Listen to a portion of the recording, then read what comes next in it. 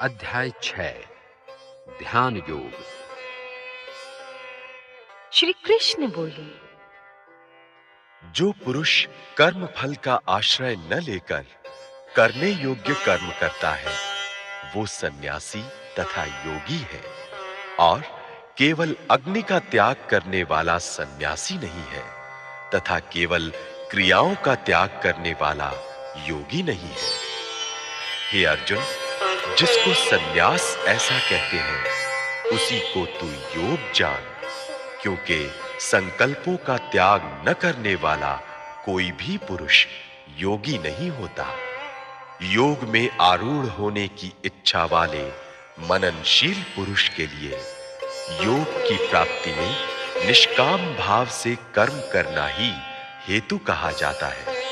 और योगारूढ़ हो जाने पर उस योगारूढ़ पुरुष का जो सर्व संकल्पों का अभाव है, वही कल्याण में हेतु कहा जाता है। जिस काल में न तो इंद्रियों के भोगों में और न कर्मों में ही आसक्त होता है, उस काल में सर्व संकल्पों का त्यागी पुरुष योगारूढ़ कहा जाता है। अपने द्वारा अपना संसार समुद्र से उद्धार करे और अपने को अधोगति में न डाले, क्योंकि ये मनुष्य आप ही तो अपना मित्र है और आप ही अपना शत्रु है। जिस जीवात्मा द्वारा मन और इंद्रियों सहित शरीर जीता हुआ है, उस जीवात्मा का तो वो आप ही मित्र है। और जिसके द्वारा मन तथा इंद्रियों सहित शरीर नहीं जीता गया है, उसके लिए वो आप ही शत्रु के सदृश शत्रुता में बरतता है। सर्दी गर्मी और सुख दुख आदि में तथा मान और अपमान में जिसके अंतःकरण की वृत्तियां भली भांति शांत हैं, ऐसे स्वाधीन आत्मा वाले पुरुष के ज्ञान में सच्चिदानंद घन परमात्मा सम्यक प्रकार से स्थित है। अर्थात उसके ज्ञान में परमात्मा के सिवा अन्य कुछ है ही नहीं।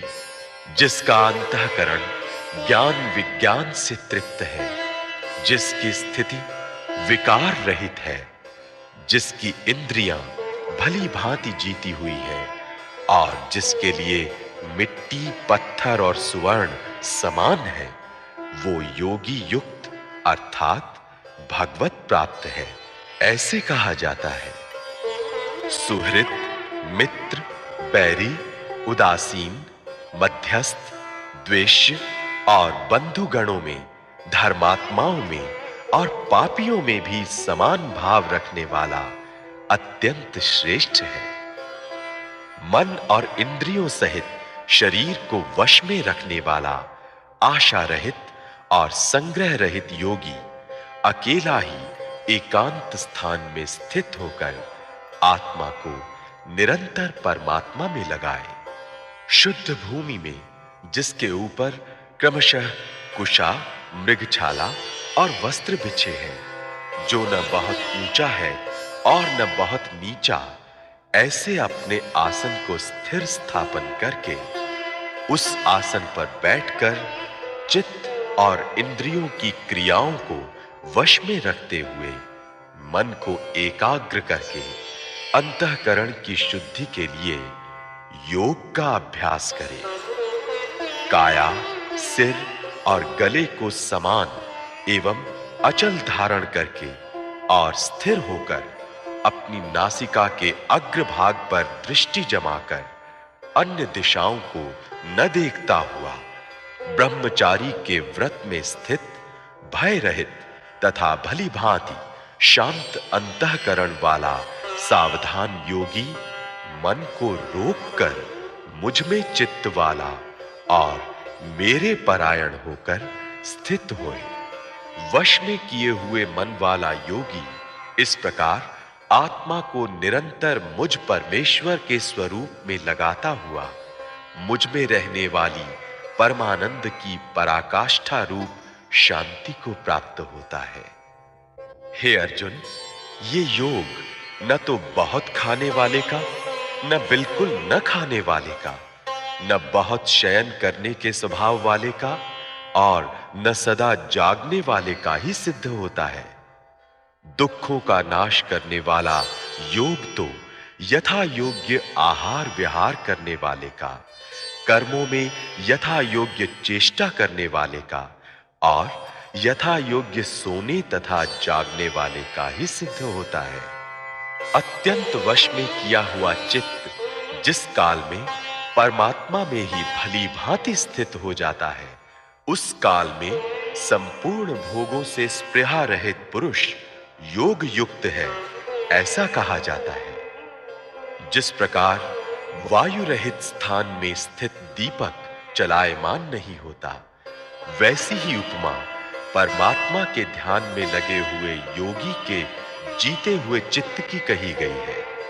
योग के अभ्यास से निरुद्ध चित्त जिस अवस्था में उपराम हो जाता है और जिस अवस्था में परमात्मा के ध्यान से शुद्ध हुई सूक्ष्म बुद्धि द्वारा परमात्मा को साक्षात करता हुआ सच्चिदानंद घन परमात्मा में ही संतुष्ट रहता है।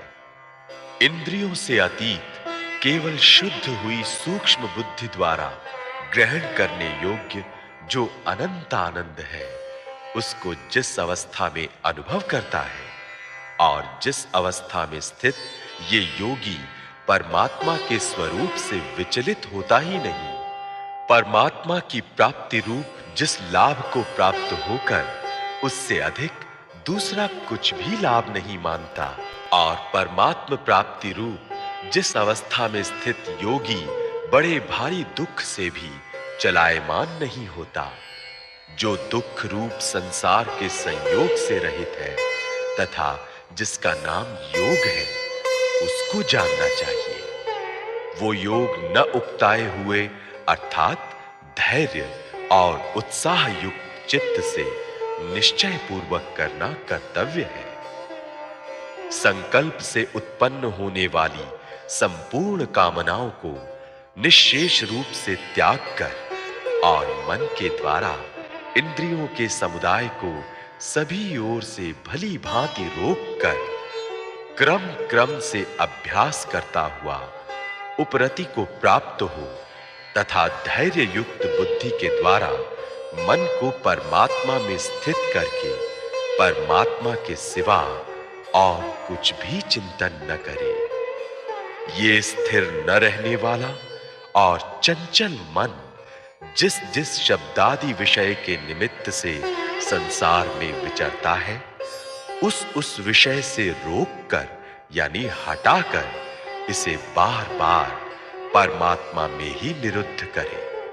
क्योंकि जिसका मन भली प्रकार शांत है, जो पाप से रहित है और जिसका रजोगुण शांत हो गया है, ऐसे इस सच्चिदानंद घन ब्रह्म के साथ एक ही भाव हुए योगी को उत्तम आनंद प्राप्त होता है। वो पाप रहित योगी इस प्रकार निरंतर आत्मा को परमात्मा में लगाता हुआ सुखपूर्वक पर ब्रह्म परमात्मा की प्राप्ति रूप अनंत आनंद का अनुभव करता है। सर्वव्यापी अनंत चेतन में एक ही भाव से स्थिति रूप योग से युक्त आत्मा वाला तथा सब में समभाव से देखने वाला योगी आत्मा को संपूर्ण भूतों में स्थित और संपूर्ण भूतों को आत्मा में कल्पित देखता है।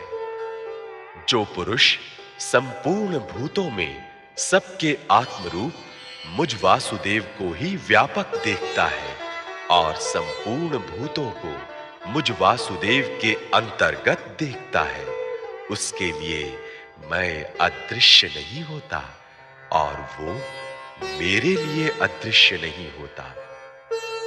जो पुरुष एक ही भाव में स्थित होकर संपूर्ण भूतों में आत्म रूप से स्थित मुझ सच्चिदानंद घन वासुदेव को भजता है, वो योगी सब प्रकार से बरतता हुआ भी मुझ में ही बरतता है।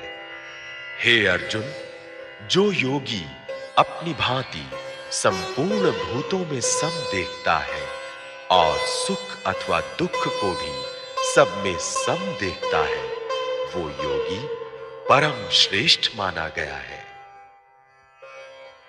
अर्जुन बोले, हे मधुसूदन, जो ये योग आपने संभाव से कहा है, मन के चंचल होने से मैं इसकी नित्य स्थिति को नहीं देखता हूं, क्योंकि हे श्री कृष्ण, ये मन बड़ा चंचल, प्रमथन स्वभाव वाला, बड़ा दृढ़ और बलवान है। इसलिए उसका वश में करना मैं वायु को रोकने की भांति अत्यंत दुष्कर मानता हूं। श्री कृष्ण बोले, हे महाबाहो, निस्संदेह मन चंचल और कठिनता से वश में होने वाला है, परंतु हे कुंती पुत्र अर्जुन, ये अभ्यास और वैराग्य से वश में होता है। जिसका मन वश में किया हुआ नहीं है, ऐसे पुरुष द्वारा योग दुष्प्राप्य है, और वश में किए हुए मन वाले प्रयत्नशील पुरुष द्वारा साधन से उसका प्राप्त होना सहज है। ये मेरा मत है। अर्जुन बोले, हे श्री कृष्ण, जो योग में श्रद्धा रखने वाला है किंतु संयमी नहीं है, इस कारण जिसका मन अंतकाल में योग से विचलित हो गया है, ऐसा साधक योग की सिद्धि को अर्थात भगवत साक्षात्कार को न प्राप्त होकर किस गति को प्राप्त होता है? हे महाबाहो, क्या वो भगवत प्राप्ति के मार्ग में मोहित और आश्रय रहित पुरुष छिन्न भिन्न बादल की भांति दोनों ओर से भ्रष्ट होकर नष्ट तो नहीं हो जाता? हे श्री कृष्ण, मेरे इस संशय को संपूर्ण रूप से छेदन करने के लिए आप ही योग्य हैं, क्योंकि आपके सिवा दूसरा इस संशय का छेदन करने वाला मिलना संभव नहीं है। श्री कृष्ण बोले, हे पार्थ, उस पुरुष का न तो इस लोक में नाश होता है और न परलोक में ही, क्योंकि हे प्यारे, आत्मोद्धार के लिए अर्थात भगवत प्राप्ति के लिए कर्म करने वाला कोई भी मनुष्य दुर्गति को प्राप्त नहीं होता।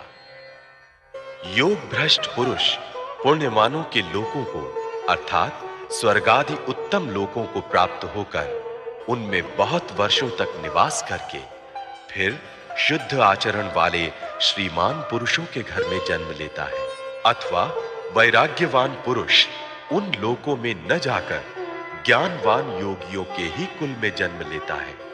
परंतु इस प्रकार का जो ये जन्म है, सो संसार में निस्संदेह अत्यंत दुर्लभ है। वहां उस पहले शरीर में संग्रह किए हुए बुद्धि संयोग को अर्थात समबुद्धि रूप योग के संस्कारों को अनायास ही प्राप्त हो जाता है, और हे कुरुनंदन, उसके प्रभाव से वो फिर परमात्मा की प्राप्ति रूप सिद्धि के लिए पहले से भी बढ़कर प्रयत्न करता है। वो श्रीमानों के घर में जन्म लेने वाला योग भ्रष्ट पराधीन हुआ भी उस पहले के अभ्यास से ही निस्संदेह भगवान की ओर आकर्षित किया जाता है, तथा समबुद्धि रूप योग का जिज्ञासु भी वेद में कहे हुए सकाम कर्मों के फल को उल्लंघन कर जाता है। परंतु प्रयत्न पूर्वक अभ्यास करने वाला योगी तो पिछले अनेक जन्मों के संस्कार बल से इसी जन्म में संसिद्ध होकर संपूर्ण पापों से रहित हो फिर तत्काल ही परम गति को प्राप्त हो जाता है। योगी तपस्वियों से श्रेष्ठ है, शास्त्र ज्ञानियों से भी श्रेष्ठ माना गया है, और सकाम कर्म करने वालों से भी योगी श्रेष्ठ है। इससे हे अर्जुन, तू योगी हो। संपूर्ण योगियों में भी जो श्रद्धावान योगी मुझ में लगे हुए अंतरात्मा से मुझको निरंतर भजता है, वो योगी मुझे परम श्रेष्ठ मान्य है।